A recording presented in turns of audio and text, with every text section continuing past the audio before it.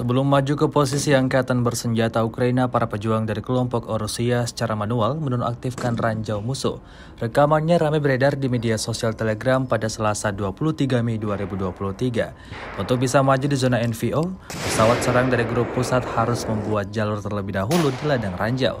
Tampak dalam rekaman, prajurit Rusia langsung ciptakan mimpi buruk pada posisi angkatan bersenjata Ukraina. Tembakan berkali-kali diluncurkan, menyasar tiap titik target angkatan bersenjata Ukraina.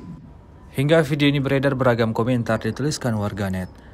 Hari ke-453 invasi, Rusia melaporkan 428 pesawat Ukraina, 235 helikopter, 4.262 kendaraan udara tak berawak, 424 sistem rudal anti pesawat dieliminir sejak awal operasi khusus. Sementara itu dari kubu Kiev, Kementerian Pertahanan Ukraina melaporkan 730 tentara Rusia dieliminir dalam 24 jam terakhir.